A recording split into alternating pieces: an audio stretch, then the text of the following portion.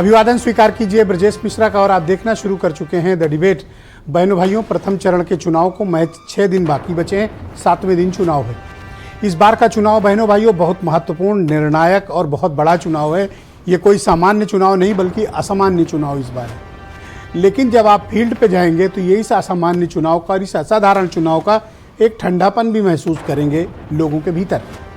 इन दो फेज के भीतर अब विपक्ष भी मैदान में सामने आ गया। आज अखिलेश यादव ने पीलीभीत में रैली की।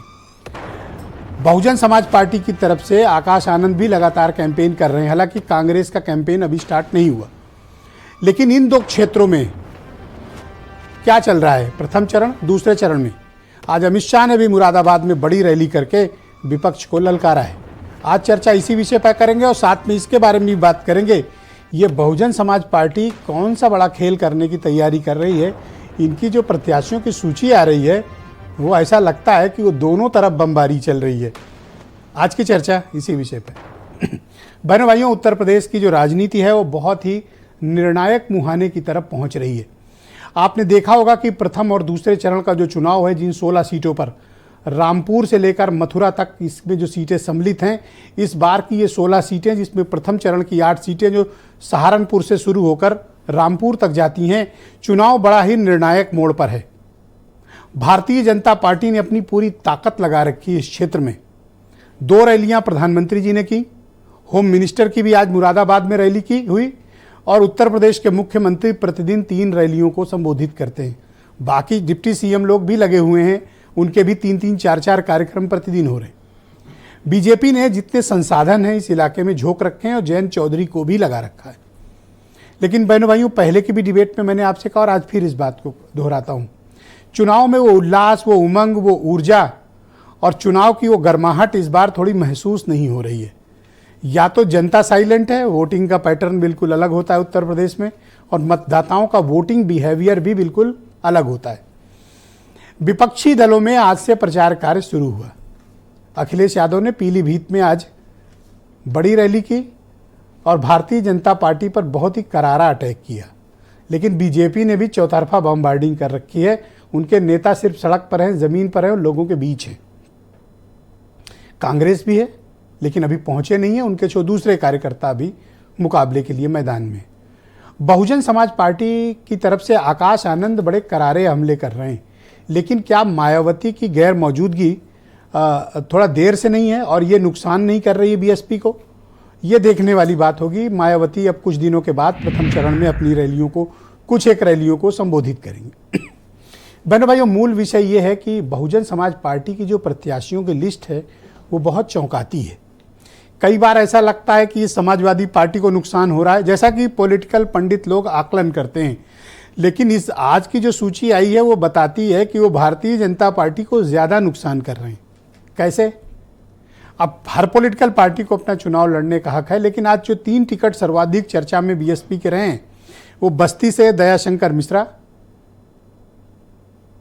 अयोध्या से सच्चिदानंद पांडे और धौरहरा से एक टिकट ब्राह्मण समाज को देना। 3 ब्राह्मणों को उन्होंने आज टिकट दिए और ये ऐसी सीटें हैं जहां भारतीय जनता पार्टी की इज्जत दांव पे लगी हुई है। बस्ती, फैजाबाद और धौरहरा, यहां मायावती ने ऐसे कैंडिडेट्स दिए हैं जहां बीजेपी को सीधा नुकसान है। अब आप चलिए पश्चिम, बिजनौर जाट कैंडिडेट, मेरठ त्यागी समाज से, नोएडा चले जाइए, वहां उन्होंने ठाकुर समाज से प्रत्याशी दिए। आखिर मायावती चाहती क्या है और उनके प्रत्याशी कितने मजबूत हैं? क्या वो तीसरी भूमिका का निर्वहन कर पाएंगी या फिर इस इलाके में वो कमाल करने वाली हैं? बीजेपी से लड़ कौन रहा है, इंडिया अलायंस या फिर बहुजन समाज पार्टी? किसी को भी कमतर आकलन करना बहनों भाइयों इस वक्त ठीक नहीं होगा। वो तो 4 तारीख के नतीजे बताएंगे। लेकिन इस बार बीएसपी कुछ गहरी मार कर रही है, ऐसा प्रतीत होता है। फायदा उनको भले न हो, लेकिन वो बम सबके घर में गिराएंगे, पॉलिटिकल वाले, रियल वाले नहीं। इस बार बेचैनी उन्होंने सबकी बढ़ाई है। क्या मायावती की राजनीतिक ताकत वो वापस लाने की कोशिश कर रही हैं या फिर उनकी राजनीतिक ताकत अब अंत की तरफ बढ़ चुकी है? क्या आकाश आनंद उनकी विरासत को संभाल पाएंगे या फिर बहुजन समाज पार्टी अपने उत्थान के बाद का पतन के सबसे खराब दौर से गुजर रही है? बहनों भाइयों, आज इन सब विषयों पर हम खुली चर्चा करने वाले हैं। आप कुछ स्टेटमेंट सुन लें, फिर आज की डिबेट को हम आगे बढ़ाएंगे। यह केंद्र की या राज्य की जो भी सरकार है, इसका एक ही विजन है और वह है जनता जनार्दन की सेवा करना, अपने राज्य को और अपने देश को दुनिया की सबसे बड़ी ताकत बना देना। जितने वादे किए थे वो सब झूठे निकले, उनकी बातें झूठी हैं, झूठे वादे हैं। तो इसके लिए जवाब जनता देने जा रही है। इस बार परिवर्तन के लिए वोट देगी जनता।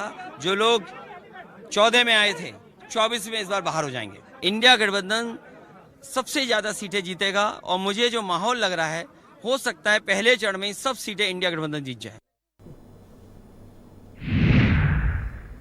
तो बहनों भाइयों, आज की परिचर्चा को प्रारंभ करते हैं। मनीष शुक्ला उत्तर प्रदेश में भारतीय जनता पार्टी के प्रवक्ता हैं। मनीष सिंघवी उत्तर प्रदेश में कांग्रेस कमेटी के प्रवक्ता। अब्बास हैदर समाजवादी पार्टी से हैं। डॉक्टर एमएच खान मेरे साथ मौजूद हैं। सतीश प्रकाश जी मौजूद हैं और ब्रजेश शुक्ला जी और बीरेन्द्र सिंह जी। आप सभी का बहुत स्वागत, धन्यवाद इस कार्यक्रम में मेरे साथ मौजूद रहने के लिए। मनीष शुक्ला जी, कार्यक्रम की शुरुआत मैं आपसे करना चाहता हूँ। मेरे दो सवाल हैं आपसे। पश्चिम उत्तर प्रदेश के 2 फेज का चुनाव इस वक्त बहुत इंटेंस है, एक 7 दिन में और एक 12 दिन में पोलिंग होने जा रही है। मैं देख रहा हूं कि तमाम जातिगत महापंचायतें और रैलियां हो रही हैं आपकी पार्टी के खिलाफ, कारण क्या है? देखिए ब्रजेश जी, 1947 के बाद से ही कांग्रेस ने एक पॉलिसी अख्तियार की, अंग्रेजों से लेके बांटो और राज करो। बहुसंख्यक धर्म के लोगों को जातियों के खांचे में बांट दो, अल्पसंख्यक को मुसलमान बना दो और एक इक्वेशन बना के चुनाव लड़ने की जो रणनीति बनाई थी, उसको बाद में समाजवादी पार्टी जैसे जाति दलों ने भी अपनाया। एक कभी कभी सफलता भी मिली, लेकिन 26 मई 2014 और 19 मार्च 2017 के बाद उत्तर प्रदेश की जनता ने जाति और धर्म के ठेकेदारों को ठेंगा दिखा दिया है और ये बांध टूट चुका है। और अब चुनाव के एन मौके पे चाहे जो प्रयास कर लें। और ब्रजेश जी, मैं एक बात और कह रहा हूँ कि 10 साल हमारी सरकार हुए हो गया, हमारी नीतियों पे, हमारी पॉलिसी पे, हमारी योजनाओं पर पूरे विश्व में जो भारत की विदेश नीति है, जो रक्षा नीति है, उस पर अगर सवाल नहीं खड़ा हो पा रहा है और जात पे तरफ जा रहे हैं, तो ये तो जीत है हमारी। क्योंकि हम तो चुनाव में अपने रिपोर्ट कार्ड के आधार पर जा रहे हैं। डबल इंजन की सरकार ने जो गांव गरीब किसान के लिए काम किया है, जो बुनियादी सुविधाओं को ठीक किया है, जिस तरह से कानून का शासन स्थापित किया है, और आज जो समाजवादी पार्टी है उसको जेल की चौखट से बड़े फाटक के चौखट तक सर पटकना पड़ रहा है। और अखिलेश यादव तो निकलने को तैयार नहीं। आप 7 दिन कर रहे हैं, प्रचार तो 5 दिन का बचा है। 5 दिन प्रचार बचा है, तो अखिलेश यादव निकल रहे हैं और कांग्रेस के तो राजकुमार अभी गायब ही हैं। इन्होंने हथियार डाल दिया है, चूंकि राजमाता रायबरेली से पलायन कर गई। पूरा इंडी गठबंधन के पास कुछ नहीं बचा है, तो ये जाति का खेल खेलना चाहते हैं। लेकिन जनता को विकास चाहिए। ये पंचायतें ये लोग उकसा के करवा रहे हैं। नहीं, विकास भारतीय जनता पार्टी के साथ ही है, इसलिए जनता इनके जाति और धर्म के जहर में नहीं फंसने वाली। ओके, आपने देखा होगा कि बीएसपी ने अपनी 45 कैंडिडेट्स की लिस्ट अब तक उनकी आ चुकी है। आज आपने देखा जिस तरह के मायावती सीटें बांट रही हैं, आपको चिंता नहीं हो रही इस बात की? देखिए, मायावती जी का एक राजनीतिक दल है, ये सबको अधिकार है कि अपनी पार्टी का कैंडिडेट उतारे।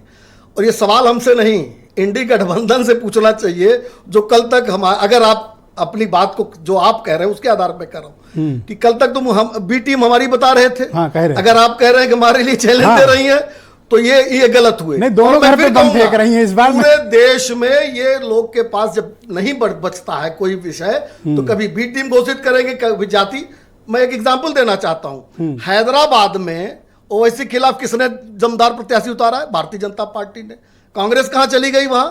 यानी ये सब लोग धर्म की राजनीति करना चाहते हैं और कट्टरवादी लोग हैं उनके खिलाफ नहीं लड़ना चाहते। ये आपके यहाँ जो गुटबाजी है, आप कहें तो मैं नाम लूँ, चाहे मुजफ्फरनगर देख लें, बरेली देख लें, मतलब एक दूसरे के खिलाफ गाली गलौज और बड़े अजीब अजीब स्टेटमेंट आ रहे हैं। देखिए, आप तो अनुशासन वाले लोग थे, क्या हुआ? आपको तो मेरठ में देखना चाहिए कि हमारे सिटिंग एमपी जाके अरुण गोविल जी के साथ टहल रहे हैं। प्रयाग का टिकट घोषित हुआ, रीता जोशी जी एक माला पहना रही हैं। अरे सवाल तो उनसे होना चाहिए जो एक सीट पे 5 बार प्रत्याशी बदल रहे हैं। ए फॉर्म, बी फॉर्म, सी फॉर्म, निकल ही नहीं पा रहे हैं। पर आपके तो पूर्व विधायक गुंडा बता रहे हैं आपके केंद्रीय मंत्री को। नहीं, हमारे यहाँ सभी गुटबाजी है ना। पूरी भारतीय जनता पार्टी इंटैक्ट है, 80 सीटें जीते इसके लिए काम कर रही है। थैंक यू, बहुत शुक्रिया आपका। बहनों भाइयों, मैं इस पर चर्चा को आगे बढ़ाता हूँ। समाजवादी पार्टी के प्रवक्ता अब्बास हैदर मेरे साथ इस वक्त मौजूद हैं। अब्बास जी, आपका स्वागत है। फाइनली आज आपकी पार्टी ने अपना प्रचार अभियान शुरू कर दिया। क्या सिर्फ एक ही रैली करके आपको लगता है कि आप बीजेपी को जवाब दे पाएंगे? बाकी स्टार प्रचारक कहाँ हैं? देखिए, जहाँ तक समाजवादी पार्टी का सवाल है, समाजवादी पार्टी के नेता, नेतृत्व और समाजवादी पार्टी का एक एक कार्यकर्ता बूथ स्तर पे जनता के बीच में था। जनता के बीच में हम काम कर रहे थे। अखिलेश यादव जी पूरे उत्तर प्रदेश के तमाम जिलों के दौरे कर रहे थे, कार्यकर्ताओं से मिल रहे थे, जनता से मिल रहे थे, लेकिन वो इनको दिखाई नहीं देगा। आज एक बड़ी रैली हुई और मुझे लगता है जो 8 सीटों पर पहले चरण में चुनाव हो रहा है, उसमें से जो 4 भारतीय जनता पार्टी के पास हैं, उनमें समाजवादी पार्टी इंडिया गठबंधन 8 की 8 सीटें जीतने जा रही है। और हमने एक ऐसी सीट से शुरुआत की जो भारतीय जनता पार्टी के पास है। निश्चित रूप से गुटबाजी जो इनके यहाँ है वो चरम पर है। इनका जो योगी राज का जो, और आपके यहाँ तो ऐसा कुछ होता ही नहीं है ना। नहीं, मैं आपको याद दिलाऊं आपको, मैं फर्क क्या सड़क पर आप लोगों ने तमाशे हुए? नहीं, मैं फर्क समझा रहा हूं। देखिए, यहाँ समाजवादी पार्टी में निश्चित रूप से टिकट बदले, लेकिन जिनका टिकट बदला वो आज भी समाजवादी पार्टी के प्रत्याशी को ईमानदारी से चुनाव लड़ा रहे हैं। वो मैं देख रहा हूँ कि विधायक नेता रामपुर में कितनी ईमानदारी से बिल्कुल लड़ा रहे हैं, बिल्कुल लड़ा रहे हैं और जीतेंगे। अरे मौलाना परेशान, उनकी मदद कराओ जाके। बड़े मार्जिन से जीतेंगे रामपुर भी और सारी जो 8 सीटें हैं। लेकिन इनके यहाँ क्या हो रहा है, आपने अभी जिक्र किया किस प्रकार से भारतीय जनता पार्टी के बड़े नेता है वो दूसरे नेता को गुंडा बता रहे, अपराधियों को संरक्षण देने वाली पार्टी भारतीय जनता पार्टी। ये इनके नेता खुलासा कर रहे हैं। हम लोग को तो, जनता को तो पहले से ही पता था, लेकिन ये आधिकारिक जो है इसकी पुष्टि हो गई भारतीय जनता पार्टी के नेता। आजकल आप लोग मायावती पर एकदम खामोश हैं, अब क्या हो गया? पहले तो कहते थे इनकी बी टीम है, अब वो किसकी बी टीम है? वैसे बम सब जगह फेंक रही हो। देखिए, उत्तर प्रदेश का चुनाव और देश का चुनाव जो है वो द्विकोणीय चुनाव है। मायावती पर बताइए, मुझे कोण मत बताओ आप।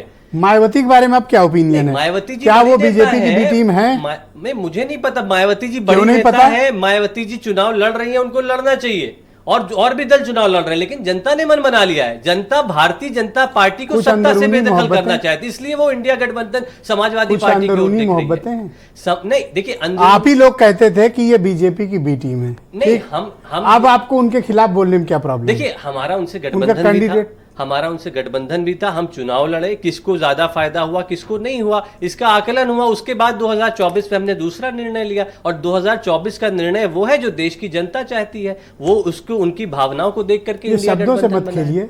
नहीं, मायावती क्या करना है उनका? नहीं, मायावती जी बड़ी नेता है, वो चुनाव लड़ रहे हैं, लेकिन मुझे लगता है जो नतीजे होंगे वो नतीजे बताएंगे कि आप ये कहना बंद करोगे कि इनकी बी टीम है। नहीं, हम तो किसी को बी टीम सी टीम नहीं कहते। अरे क्या बात, हम तो ये मानते हैं, हम तो ये मानते। आज मैंने सच्चाई बताई दर्शकों को, तब से आप बदले हुए हैं। हमारा तो ये मानना है कि देखिए, जो भी जनता के बीच में जाए, चुनाव लड़े, जो जनता के बीच में रहेगा वो वोट पाएगा। आज भारतीय जनता पार्टी से क्यों जनता का मन उबा हुआ है? आपको लगता नहीं कि आपने प्रचार में थोड़ा विलंब कर दिया? बहुत अधिक विलंब हम लोग बूथ स्तर पे काम कर रहे थे। आप जिसको कंफ्यूजन समझ रहे हैं वो हमारी स्ट्रेटेजी है। आप जिसको कंफ्यूजन समझ रहे थे वो हमारी रणनीति रही है। कंफ्यूजन वर्ड नहीं बोला, आप ही खुद कह रहे हैं। और नहीं, बिल्कुल मैं साफ कहूंगा, मुझे कोई गुरेज नहीं इस बात को कहने से। अभी ये विदेश नीति की बात कर रहे थे। अरे सर, विदेश नीति पे हम क्या चर्चा को दुश्मन बना दिया इन्होंने। मैं मनीष सिंघवी जी को आमंत्रित करता हूं, उत्तर प्रदेश में कांग्रेस कमेटी के प्रवक्ता हैं। आप जब बार बार आते हैं तो मेरा पहला प्रश्न आपसे वही होता है और आज भी मैं वही बात पूछूंगा, प्रचार में आपके नेता क्यों नहीं आ रहे? नहीं तो हमारे जब तक नहीं आएंगे मैं हर बार पहला सवाल यही पूछूंगा। नहीं तो मैं आपको हर बार ये जवाब दूंगा कि हमारे यहाँ प्रचार पूरी शिद्दत से, तेज़ी से चल रहा है। जो तैयारियां चलनी हैं वो चल रही हैं। उत्तर प्रदेश में हम 17 सीटों पर लड़ रहे हैं और 63 सीटों पर गठबंधन के साथ हैं। ग्राउंड लेवल पर आज भी हमने कमेटी जारी की, आपने देखा। हम ग्राउंड लेवल पर सारे कोऑर्डिनेशन के साथ कर रहे हैं। हमारे जो प्रदेश प्रभारी हैं और महासचिव हैं अविनाश पांडे जी, वो आज वेस्ट यूपी के दौरे पर हैं। वो लगातार एक एक सीट, और खाली जहां हम लड़ रहे हैं वहीं नहीं जा रहे हैं, वो सारी सीटों पर जा रहे हैं। उनका 2 दिन का दौरा है, वो लगातार सारी सीटों पर जा रहे हैं। कौन जा रहा है? अविनाश पांडे जी, जो हमारे राष्ट्रीय महासचिव हैं, प्रभारी उत्तर प्रदेश हैं। काफी बड़ा व्यापक जनाधार है उनका यूपी में। सबसे महत्वपूर्ण है संगठन।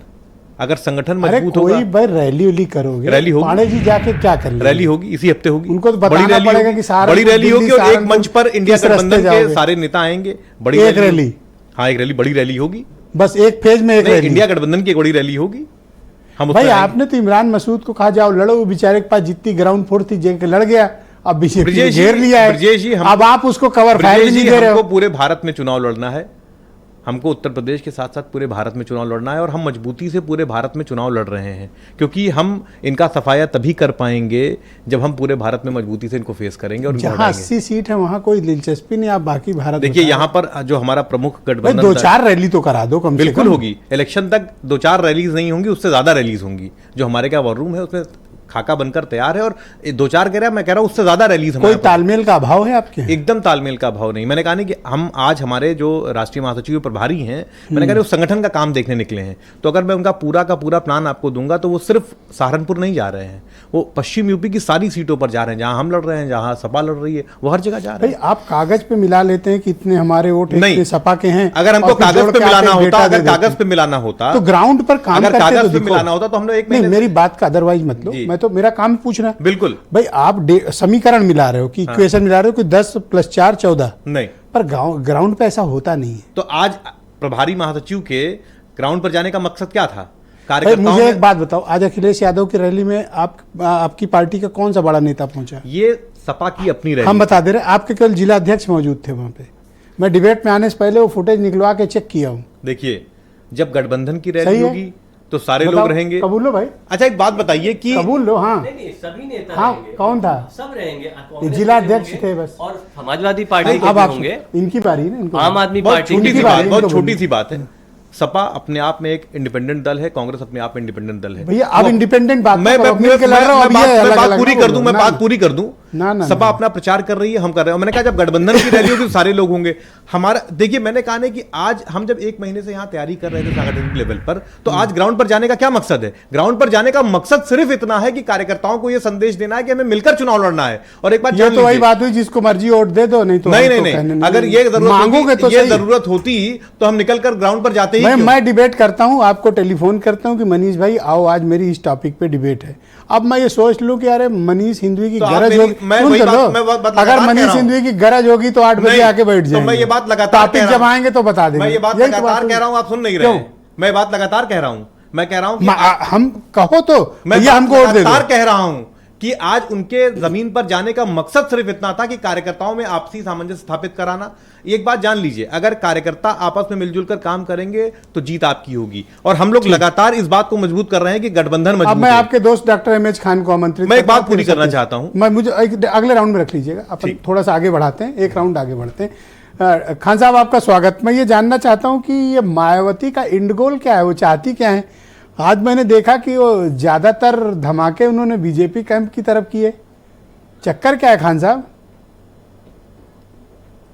नहीं, ये पहले से चल रहा है। बहन कुमारी मायावती जी का राष्ट्रीय स्तर की पार्टी है, नागपुर से उन्होंने शुरुआत कर दिया है, बाकी आनंद जी अपना काम कर ही रहे हैं। देखिए, आज चुनाव जो होगा, मिश्रा जी माफ कीजिएगा, मैं बता रहा हूं आपको कि जो स्कूल के बच्चों की कॉपी है उस पर टैक्स है, पेंसिल पर टैक्स है, कफन पर टैक्स है। भारतीय जनता पार्टी के शासनकाल में ही जो कफन सैनिकों का होता था उसमें घोटाला किया गया। तो ये कहां खड़े हो रहे हैं? खान साहब ये किधर चले गए? समाजवादी किस साइड से बैटिंग हो रही है? आप बैटिंग दोनों, ये तीनों के खिलाफ कर रहा हूं मैं। अब सुन लीजिए आप, समाजवादी पार्टी मुसलमानों को छल रही है। अब देखो पूछ लिया तो ये उधर, जहां उन्नाव में 5 लाख मुसलमान हैं, वहां 50 वोट। अरे पर्सनल इशू क्यों ला रहे हैं? पता है आप उन्नाव के हैं। आपसे मेरा जनरल सवाल है कि बहुजन समाज पार्टी कोई इंपैक्ट इस बार छोड़ पाएगी या नहीं, पहला सवाल। दूसरा, मायावती उत्तर प्रदेश के चुनाव से दूरी क्यों बनाई हुई हैं? वो नागपुर तो जा सकती हैं लेकिन रामपुर क्यों नहीं जा सकती? कोई कारण है कि आकाश आनंद संभाल पाएंगे? बिल्कुल संभाल पाएंगे, और सारे कार्यकर्ता लगे हुए हैं, सारे कोऑर्डिनेटर्स लगे हुए हैं, सब लोग संभाल लेंगे। मैं तो ये बात कह रहा हूं ना मिश्रा जी कि देखिए, आप हमारे साथ छल कर रहे हो तो आपको तो धोखा खाना। अभी देखिए, ये कह रहे थे समाजवादी पार्टी वाले या कांग्रेस वाले दोनों कह रहे थे कि अखिलेश यादव की इंडिविजुअल सभा थी, तो फिर इंडिया गठबंधन किस बात का है? क्या बता रहे हो आप? ठीक बात, किसको समझा रहे हो? Valid question. जिला अध्यक्ष वहां मौजूद है, कोई बड़ा नेता नहीं। अविनाश पांडे क्या है? अविनाश पांडे को कौन जानता है उत्तर प्रदेश में? आप प्रभारी बता रहे हो, आपके वहां कोई नहीं। मैं देखिए मिश्रा जी, साफ बात कह रहा हूं कि मुसलमानों को समाजवादी पार्टी छल रही है। उसका एसटी हस्त्री का टिकट क्यों काटा तो गया? ये बीएसपी क्या कर रही है आपको पता है? बीएसपी इस बार सबसे कम टिकट मुसलमानों को दी है अब तक। 45 टिकट जो अब तक घोषित हुए हैं? नहीं दी, मुसलमानों को दिया, जहां मुसलमानों का अक्सरियत है वहां दिया है, वहां दिया है, और जहां जिस पार्टी का अक्सरियत है वहां दिया। आप बताइए उन्नाव में टंडन का कितना वोट है? अरे आप तो उन्नाव के पीछे ही पड़ गए, कुछ और सीटों पर भी बात कर लो। मैं उन्नाव की बात कर रहा हूँ जी, मैं बगल की बात कर रहा हूँ और जिस शहर में बैठा हूँ उसकी बात कर रहा हूँ। यहाँ मुसलमान 18 लाख है, 8 लाख है, 18 लाख। अब मेरे इस सवाल का भी जवाब दीजिए कि मायावती क्यों दूरी बनाई हुई है? और यहाँ पर सब रविदास मल्होत्रा को लड़ाया जा रहा है। अरे तो समाजवादी पार्टी मुस्लिम विरोधी है। ठीक, अब आप मुझे बताओ मायावती क्यों दूरी बना? मैं दूंगा समय, तसल्ली, क्यों आप बेचैन हो रहे हो? हाँ देखिए, राजनीति में डेमोक्रेसी कहते हैं ना, आलोचना सहने की क्षमता। कई बार लोग मेरे बारे में खराब बात बोलते, लेकिन मैं सुनता हूँ सबकी बात, तो सुनने की क्षमता विकसित करो सर। हाँ खान साहब बोलो आप।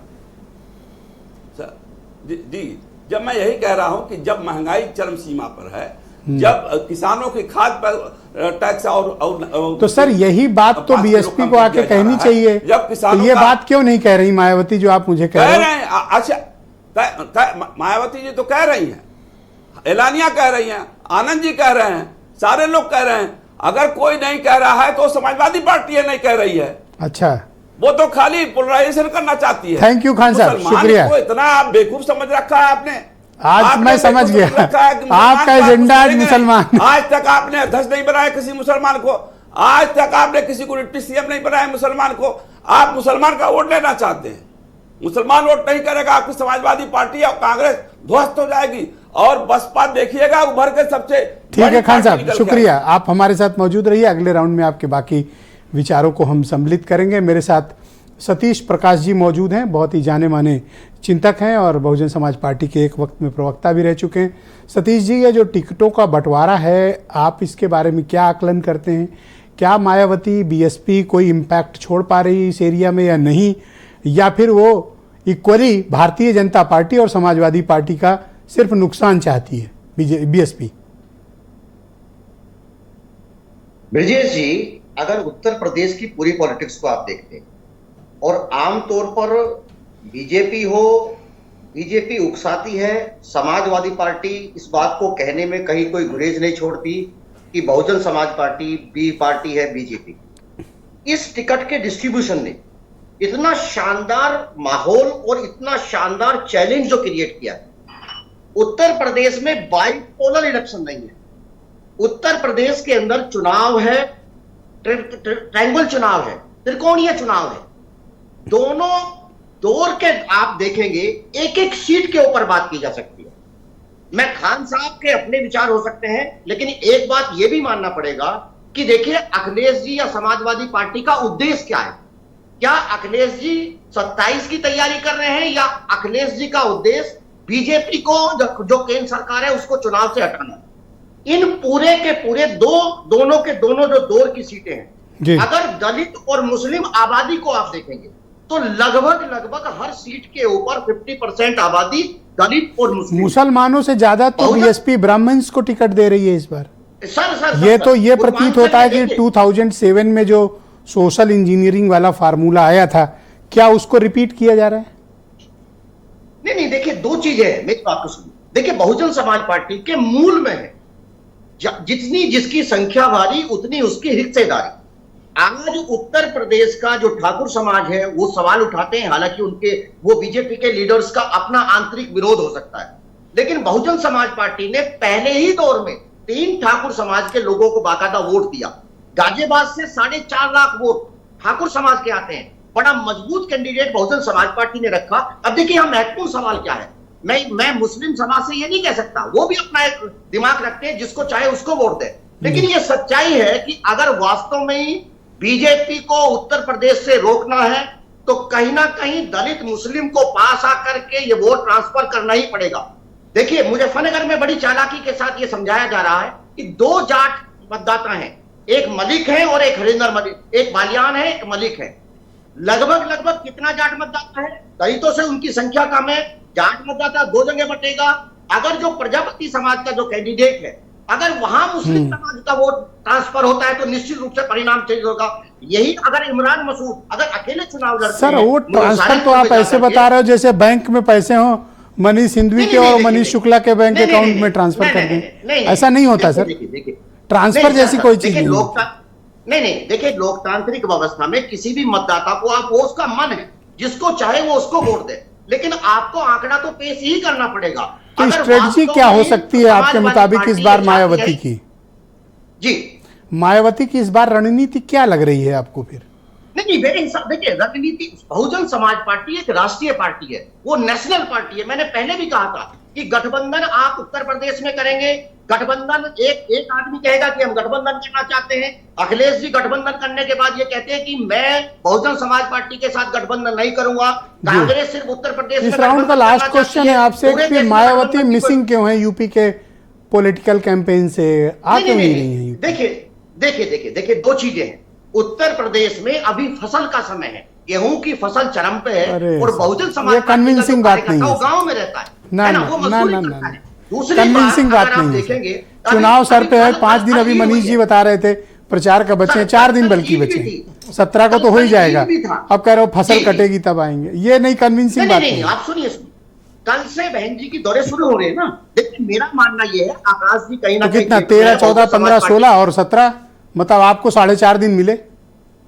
नहीं, आप 4.5 दिन में आप कितनी सीटों पर घूम लोगे? देखिए निश्चित रूप से, और मैं जानता हूं बहन जी एक दिन में एक से ज्यादा रैली करती नहीं है। नहीं, देखिए मैं एक बात जरूर कहूंगा ब्रजेश जी, अभी हम माहौल क्या था, ईद से पहले तमाम लोग थे ना जो बहुजन समाज पार्टी के कार्यकर्ता हैं, वो कहीं ना कहीं रमजान में भी रहते हैं, है ना। अरे सर अब आप कहां से कहां ले गए, फसल काटने से रमजान चले गए, नवरात्र कब छोड़ क्या एक छोटी नवरात्र छोड़ के सब रहते हैं सभी दलों के। देखिए ट्रांसफर इलेक्टोरल होता है बॉन्ड उनको, के पता है पैसे आपको? मनीष जी के आप पास है, हमारे पास नहीं है। इलेक्टोरल बॉन्ड से पैसा हमको अरे नहीं सर आप ये क्यों मनीष जी जो है, अरे सर जाने दो, डिबेट आगे बढ़ाते, बड़ी अच्छी डिबेट चल रही। ब्रजेश शुक्ला जी को मैं आमंत्रित करना चाहता हूं इस कार्यक्रम में। ब्रजेश जी आपका बहुत धन्यवाद, आप तो ये पहले और दूसरे चरण के कई हिस्सों में होकर आए हैं। सर इस वक्त क्या माहौल चल रहा है, और जो जातिगत पंचायतें जिनका जिक्र अभी हम लोग 2-3 दिन पहले भी कर रहे थे आपसे, वो क्या कोई इम्पैक्ट छोड़ पा रही हैं या नहीं छोड़ पा रही हैं? बीजेपी का कैंपेन कैसा चल रहा है, और ये जो बीएसपी आजकल कुछ सर ढाई घर चल रही है? ब्रजेश जी, बीएसपी ने काफी प्रयास किया है कि किसी तरह जो पुराना वोट बैंक है 2007 का जो था उसको फिर से हासिल किया जाए, और इसके अलावा कोई रास्ता नहीं था।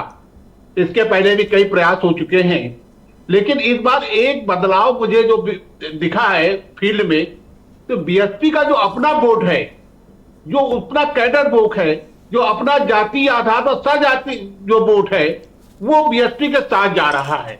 जहां भी मैं गया उन्होंने साफ कहा कि साहब मैं बीएसपी को वोट दूंगा, लेकिन बीएसपी के सामने एक समस्या बड़ी है। मतलब ये दलित है जो होल आप बात कर रहे हो, या सिर्फ मायावती जी की कम्युनिटी की बात कर रहे हो? मायावती जी का जो सजाती वोट है उसकी बात मैं ज्यादा कर रहा हूं। वो क्लैरिटी देते चलिए। कारण अब उसका जो आपने सवाल किया, इस पर एक मैं दूसरी चीज बताना चाहता हूं।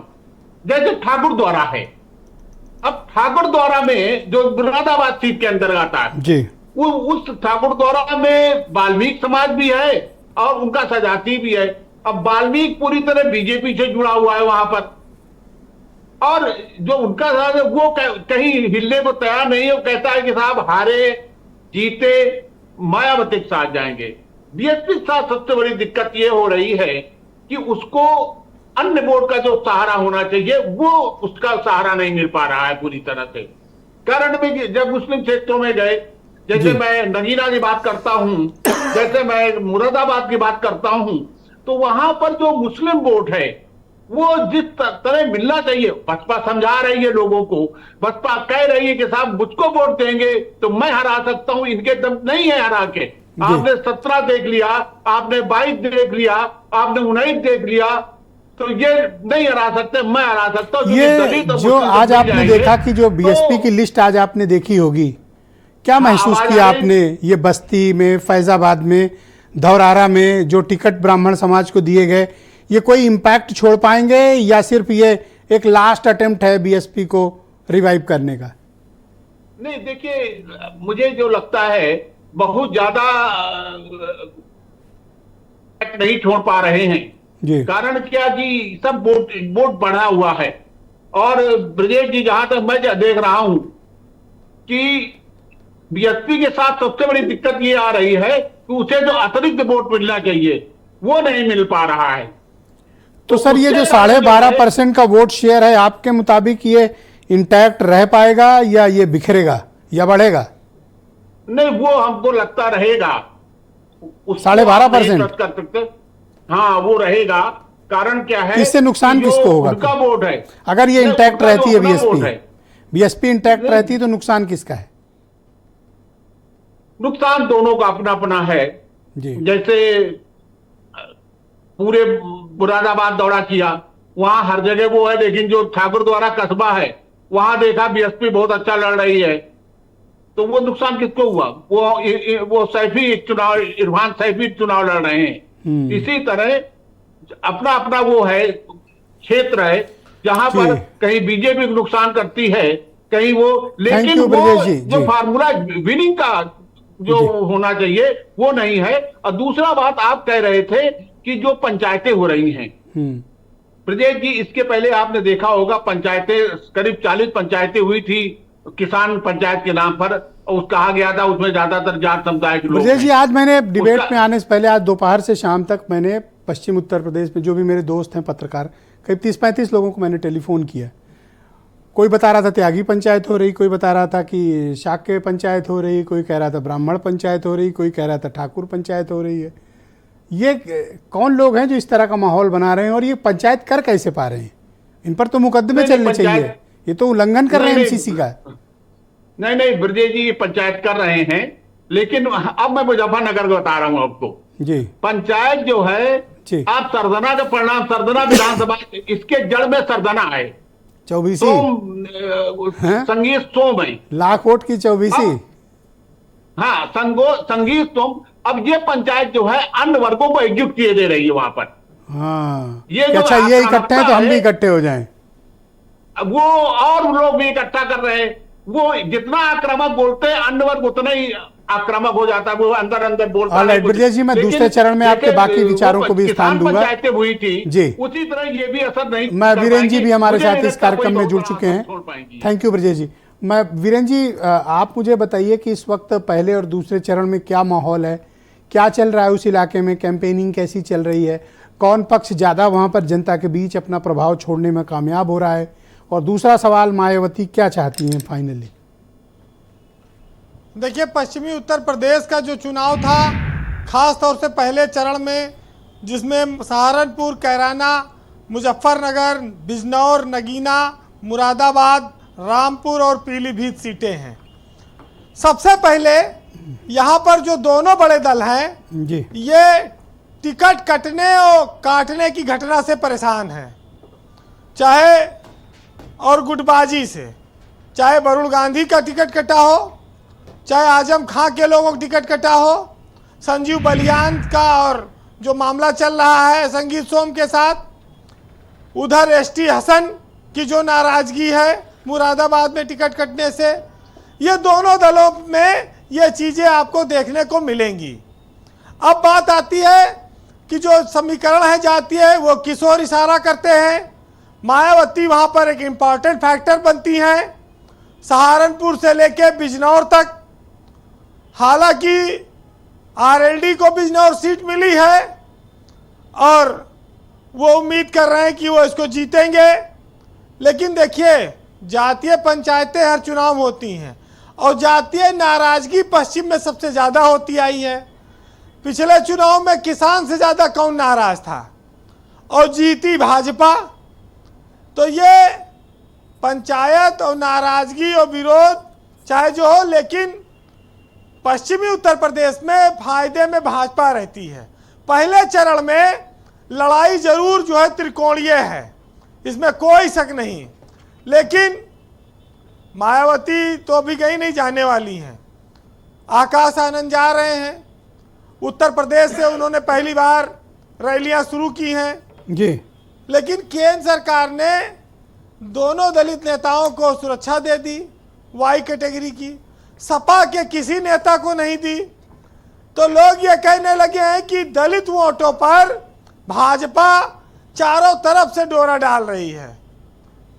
ये सेंटर से सिक्योरिटी भी ले रहे हैं और भाजपा के विरोध में भाषण भी दे रहे हैं। ये दलित नेताओं के बातों को इस तरह से काट रही हैं लोग।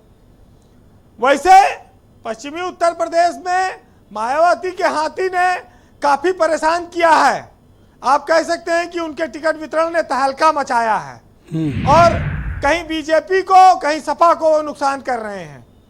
तलवार जब चलती है तो दो चार पर वो यूपी के चुनाव में आ क्यों नहीं रही? जैसे कल वो हरिद्वार जा रही उत्तराखंड, पर बगल में बिजनौर में प्रत्याशी है, उसके यहाँ नहीं जा रही। ये मैं समझ नहीं पा रहा हूँ कारण। वो पश्चिमी उत्तर प्रदेश में आएंगी।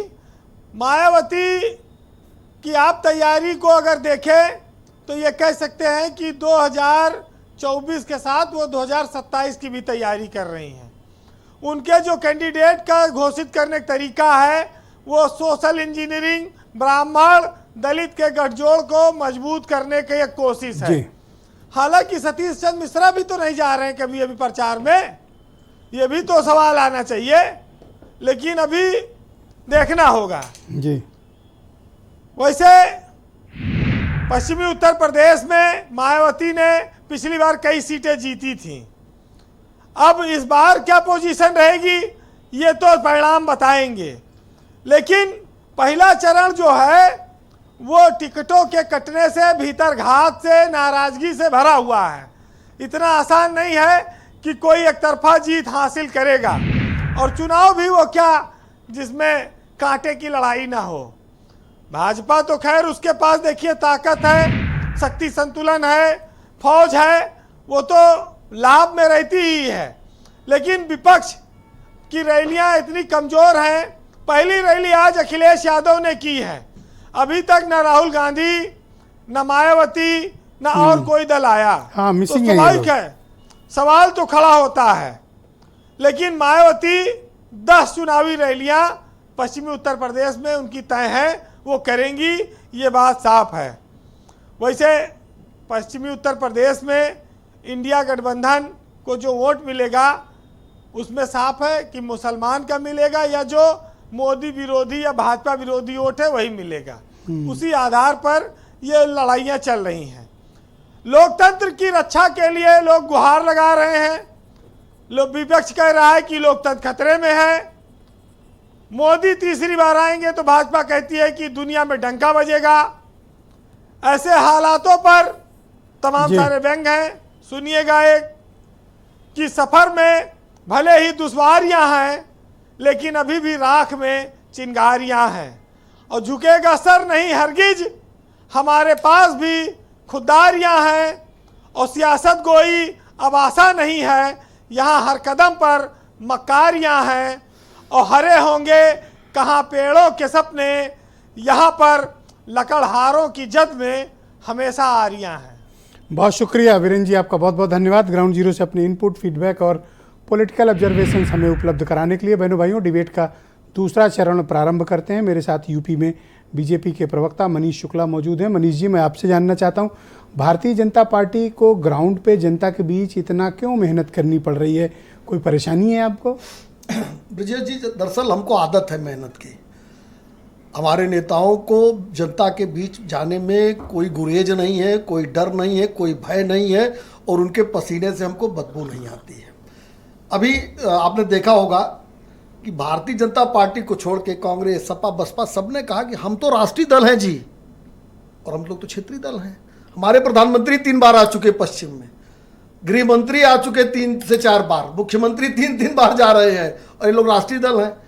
और अगर राष्ट्रीय दल है तो आज ये कांग्रेस के लोग ये बता दें। तो आप दबाव में हो गए इसलिए आप जा रहे हैं? नहीं, कांग्रेस के ये लोग तो बता कंफर्टेबल दें है कि पूरे देश में कितनी रैली राहुल गांधी कर चुके, मायावती जी कितनी रैली कर चुकी। चलो ठीक है, उत्तर प्रदेश में बड़े कंफर्टेबल ये लोग हैं, तो कश्मीर से कन्याकुमारी तक कितनी रैली कर चुके। देखिए, इन लोगों ने हथियार डाल दिया।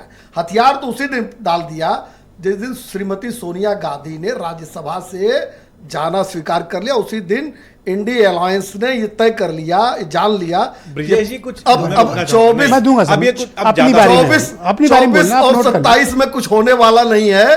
इसलिए लोगों ने हथियार डाल दिया। ये बार और ये बार राष्ट्रीय पार्टी है इतना जी। समय दीजिए, मैं दूंगा समय हाँ, आपको, वादा आपसे। राष्ट्रीय पार्टी है जी। अभी बहुजन की बात हो रही थी, तो बहुजन तो लड़ाई में बाहर इसलिए है कि ये पार्टी बनी थी बहुजन हिताय और बहुजन सुखाय, इतना क्यों नाराज हो गए और मायावती से? अब दो जन हिताय, मायावती आनंद, दो जन हिताय और दो जन सुखाय की पार्टी रह गई। सतीश जी और खान साहब बैठे हैं, बता दें मुख्यमंत्री रहते, मुख्यमंत्री के बाद किस दलित के घर गई?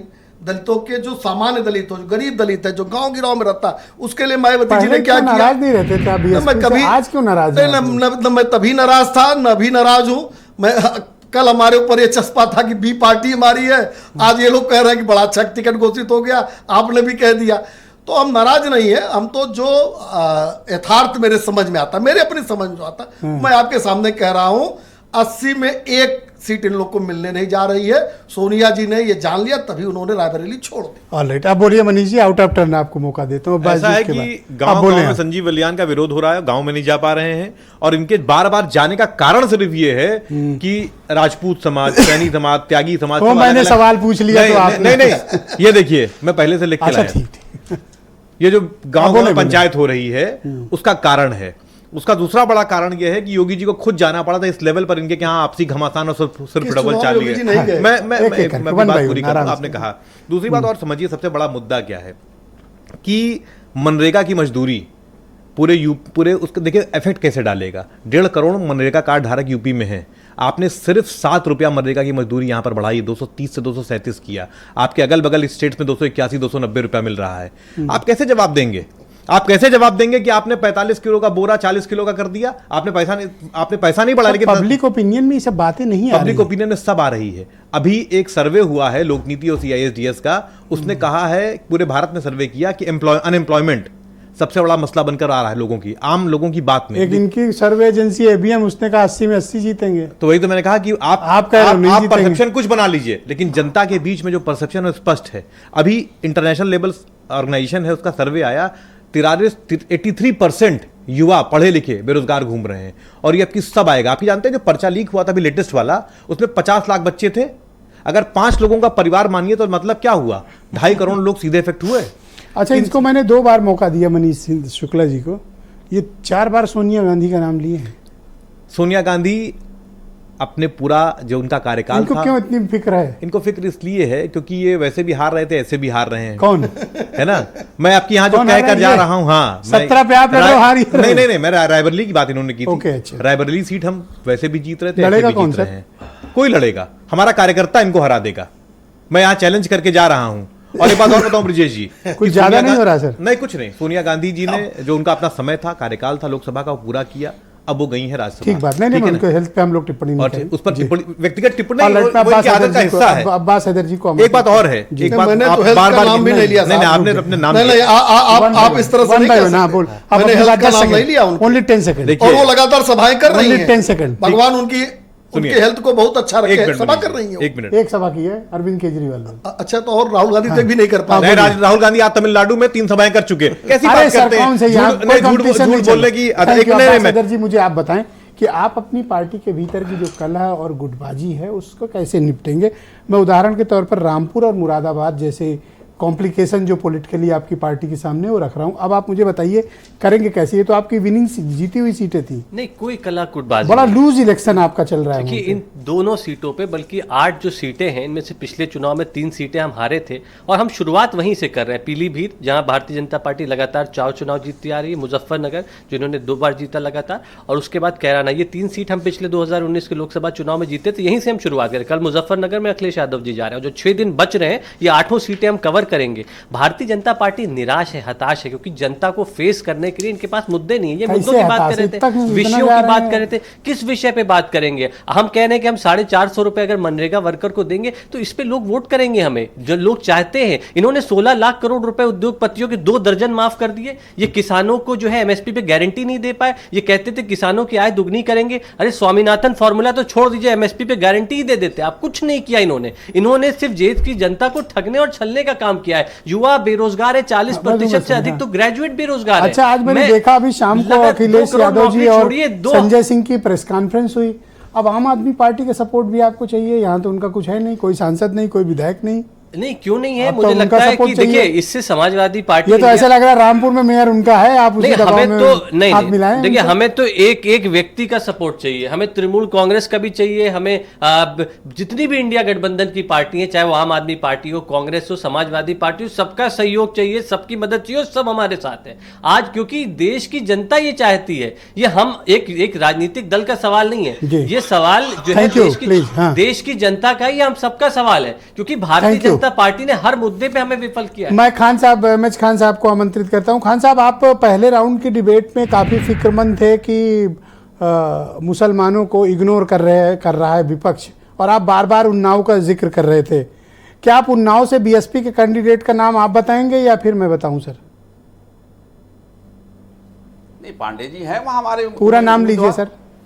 अशोक पांडे जी। और आप अभी किसके अशोक लिए पांडे आप पूरा यहाँ डिबेट पे आप हंगामा कर रहे थे, किस कम्युनिटी के लिए?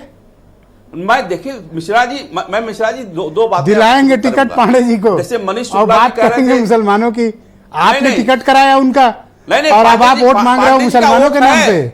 पांडे जी का वोट, मिश्रा जी बात सुन लीजिए मेरी। मैं अरे बहुत दिलाना था नादान तो आदमी मान हूं, लीजिए आप ही को मिल जाता जानकारी टिकट। नहीं मेरे पास है।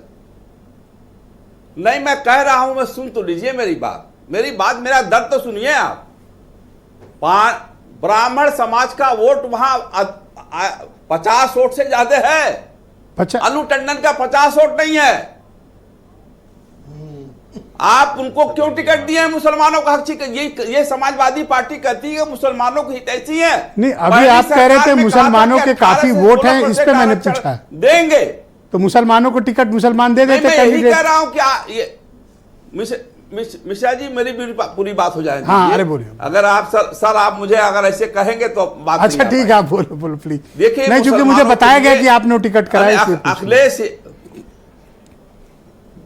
नहीं, वो टिकट सही हुआ है सब इसलिए। लेकिन मैं ये पूछ रहा हूं कि टंडन का वोट कितना है, ये तो पूछ रहा हूं मैं। सांसद रही है वहां से। आप 50 सुन लो वोट है, सर, 50 में सुनो 40 सर। वोट बीजेपी चला जाता है। विचारों को अच्छा, सुनना दूसरी चाहिए, बात जो सुन लीजिए। फिल्टर करिए बाद में दूसरी बात उसको। सुनिए। हाँ हाँ हाँ, बोलिए बोलिए। नहीं, सुन लीजिए। आप लखनऊ में 8 लाख मुसलमान है। किसको दिया टिकट? आपने मल्होत्रा को दिया, हमने तो मुसलमान को दिया टिकट यहाँ पर। हाँ, मैं दूंगा सर, प्लीज वेट। आप देखिए, अभी सुनिए मनीष सर। शुक्ला जी कह रहे थे कि नहीं, सुन लीजिए। हाँ, मनीष हाँ। शुक्ला जी कह रहे थे कि हम प्रधानमंत्री 3 मीटिंग कर लिए, फला 3 मीटिंग कर लिए। क्या गन्ना के किसानों का जो बकाया बिल है वो दे दिया सर गया? देखो, बीजेपी का साफ है गन्ना सर, किसानों का भुगतान कर दिया एक गया। भी मुसलमान को इन्होंने टिकट नहीं दिया 80 में 80, इनका क्लियर है सर। आप अपना देख लो। एक भी मुसलमान को टिकट नहीं दिया है, फिर भी ये कहते हैं कि हमको 8% मुसलमानों को वोट मिला है। तो धन्यवाद देना चाहिए इनको। ठीक है सर। समाजवादी पार्टी अपने वादे पे खरी नहीं उतरती है। मिश्रा जी, मैं बता रहा हूं आपको, 18 से 16% कहा था कि जब हम सत्ता में आएंगे तो मुसलमानों को आरक्षण देंगे, नहीं दिया। 3.5% कुर्मी वोट है उत्तर प्रदेश में, और 3.5% वाले को 2 बार से अध्यक्ष प्रदेश का बना रहे हैं। किसी मुसलमान को अध्यक्ष नहीं बना पा रही है। 20 से 22% मुसलमानों को वोट है, क्यों नहीं किसी मुसलमान अच्छा, को आपकी प्रदेश सारी अध्यक्ष बनाया? चाहत मुसलमानों के लिए सवाल सपा है। वालों से भी है या बीएसपी कांग्रेस से बिल्कुल, कुछ हम है? मुसलमानों की बात करेंगे। और सर, कुर्मी नहीं, समाज ये का तो जिक्र ही ना करो सर, उससे मुसलमान- ज्यादा यूनाइटेड कम्युनिटी कोई है नहीं यूपी के भीतर। सर, ये एक- मैं अपने लोगों को कहना एक नाके चाहता से हूं गुजरने कि ये वाली कौम है समाजवादी सर। पार्टी धोखा दे रही है। ये समाजवादी पार्टी मुसलमानों थैंक यू सर, को छल रही शुक्रिया। है। मैं दूंगा समय, प्लीज वेट। आपका वोट लेती मैं है, सतीश प्रकाश जी को आपके आमंत्रित यहाँ करता हूँ। थैंक यू सर, आपके शुक्रिया। फैसला नहीं लास्ट में समय करती आप है। दोनों लोग को देंगे। यही तो मैं कह सतीश रहा हूं। प्रकाश जी, मुझे आप बताइए, उत्तराखंड में तो बहन जी आ रही हैं, लेकिन उत्तर प्रदेश में इतना विलंब क्यों? करेगी प्रचार, लेकिन मुझे लगता है पहला राउंड तो ऑलमोस्ट खत्म होने वाला है। या तो वो गिव अप कर चुकी हैं कि पहले फेज में हमारे पास कुछ नहीं है, दूसरे तीसरे फेज में देखेंगे। नहीं, देखिए ब्रजेश जी, हर पार्टी की अपनी गणित होता है। इसी उत्तराखंड के अंदर 11 विधायक बहुजन समाज पार्टी के जीते हैं ना, और वो कहाँ थे? वो सहारनपुर, ये आपका हरिद्वार का जो इलाका है। इस बार बहुजन समाज पार्टी का बहुत मजबूत कैंडिडेट है। बहुजन समाज पार्टी ये मानती है कि उत्तराखंड की इस सीट के ऊपर दिमाग लगाना चाहिए, और अगर बहन जी वहां जाती है, निश्चित रूप से ये कहीं ना कहीं परिणाम दिखाई देगा।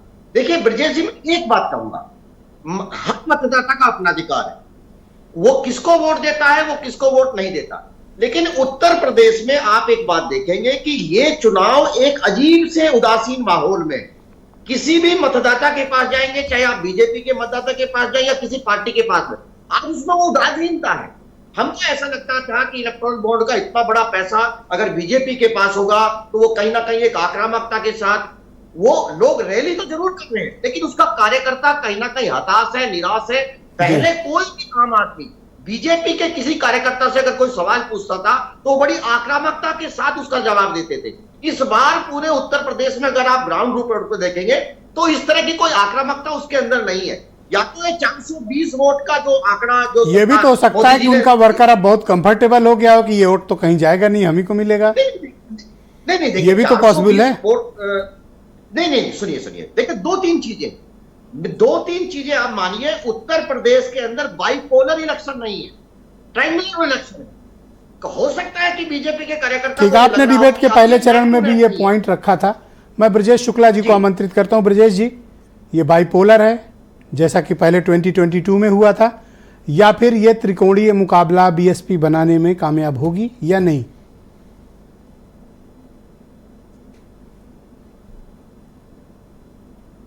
ब्रजेश जी, ब्रजेश शुक्ला जी, आप मुझे सुन पा रहे हैं? ओके, ब्रजेश जी से मेरा कनेक्ट नहीं हो पा रहा है। बताइए मनीष जी, आप कुछ कह रहे थे, 20 सेकंड सर। देखिए आप भी 20 सेकंड तैयार रहिएगा। कांग्रेस सपा सहित तमाम लोगों ने कहा कि हम ये वादे कर रहे हैं, चुनाव में ये हम करेंगे जीतने के बाद। हम एक एग्जाम्पल देना चाहते हैं कि 2019 के चुनाव में जब किसान सम्मान निधि 6,000 दी जा रही थी तो राहुल गांधी ने कहा हम 72,000 देंगे, प्रतिमाह 6,000 देंगे। लेकिन मोदी गारंटी पूरी होने की गारंटी है जनता के ऊपर, ये जनता को ये ट्रस्ट है।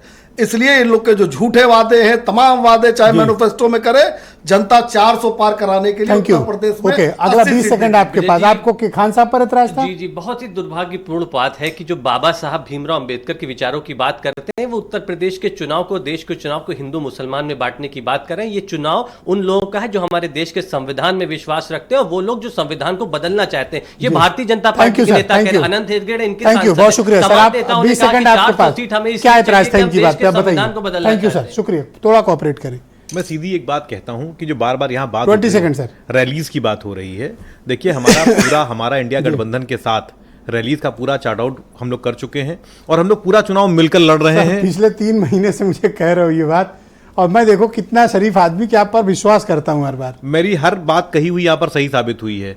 मैं जो कहकर जाता हूं वही होता है। बहुत शुक्रिया। मैं ब्रजेश शुक्ला जी को आमंत्रित करता हूं। ब्रजेश जी, अभी आपने सतीश प्रकाश जी को सुना, वो लगातार दूसरी बार डिबेट में उन्होंने ये शब्द का इस्तेमाल किया कि इस बार 2 ध्रुवीय नहीं, त्रिकोणीय लड़ाई होगी। क्या आपको लगता है कि त्रिकोणीय होने के कोई आसार है या फिर ये परफेक्टली बाइपोलर इलेक्शन है? ब्रजेश जी, है तो त्रिकोणीय लड़ाई, लेकिन बसपा को कड़ी त्रिकोणीय बनाने के लिए अतिरिक्त वोट जोड़ने होंगे जो उसके पास फिलहाल नहीं दिख रहे हैं।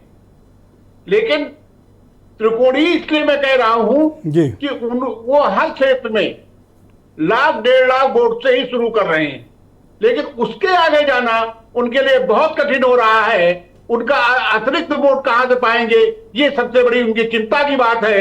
वो समझा रहे हैं मुसलमानों को भी, वो अन्य वर्ग को, कि बीजेपी को हराना है तो मेरे साथ आओ, सपा नहीं हरा पाएगी। लेकिन फिलहाल वो हमें नहीं सफल होता दिख रहा है। अब कैसे वो लड़ाई आगे बढ़ेगी ये देखना होगा। आप देखते होंगे कि यूपी में अगर चुनाव में कोई पार्लियामेंट की सीट जीतनी है तो कम से कम 5 लाख वोटों की दरकार तो होती है। बीजेपी ने चुनाव को इस स्केल पे पहुंचा दिया है कि मिनिमम, आपको बेयर मिनिमम 5 लाख वोट तो होने चाहिए। जब आप कह रहे हैं 1,00,000-1.5 लाख से वो शुरुआत होगी, तो अदर कास्ट के अगर कैंडिडेट लाते हैं तो क्या दूसरी कम्युनिटी वाले इतने वोट उनके कैंडिडेट ला पाएंगे? ये दिक्कत है। ये मुस्लिम जहां प्रत्याशी उतारे वहां भी दिक्कत हो रही है जी, जहां अन्य वर्ग के प्रत्याशी उतारे हैं वहां भी दिक्कत हो रही है। अब मैं एक मुजफ्फरनगर जो उदाहरण देना चाहूंगा, क्योंकि प्रथम चरण का चुनाव है, वहां पर दलित वोट जो मायावती शहजादी, वो तो पूरी तरह जा रहा है और वहां प्रजापति वोट इतना नहीं है कि वो निर्णायक हो जाए, लेकिन उसके अतिरिक्त झोली खाली है। अब उसमें कैसे, तो मुसलमानों को टारगेट कर रहे हैं, मुसलमानों को देख रहे हैं कि कैसी तरह। अच्छा, एक अंतिम सवाल है आपसे कि अगर नगीना में चंद्रशेखर, मान लीजिए 1% चांस है 10% चांस हो, 20% चांस हो या 50% चांस, अगर नगीना में चंद्रशेखर जीत लेते हैं चुनाव, तो क्या ये मायावती के लिए, उनके अपने वोट बैंक, उनकी अपनी पार्टी की राजनीति के लिए एक बहुत बड़ा डेंट होगा? ये बहुत बड़ी घटना होगी। वास्तव में चंद्रशेखर वहां पर इसलिए नहीं लड़ रहे हैं कि सांसद बन जाएं, वो इसलिए लड़ रहे हैं कि किसी तरह दलित राजनीति के वो केंद्र बिंदु बन जाए, ध्रुव बन जाए, और उसके बाद वो उनकी राजनीति और तेजी से आगे बढ़े। बहुत शुक्रिया आपका ब्रजेश जी, मैं आपका बहुत आभार प्रकट करता हूं। डिबेट में आए सभी मेहमानों का बहुत धन्यवाद कि उन्होंने इस पर चर्चा में हिस्सा लिया और अपने अपने विचार प्रस्तुत किए। और बहनों भाइयों, आप सबका विशेष धन्यवाद कि आप सबने पूरी शिद्दत के साथ, धैर्य के साथ इस पर चर्चा को देखा। धन्यवाद, नमस्कार।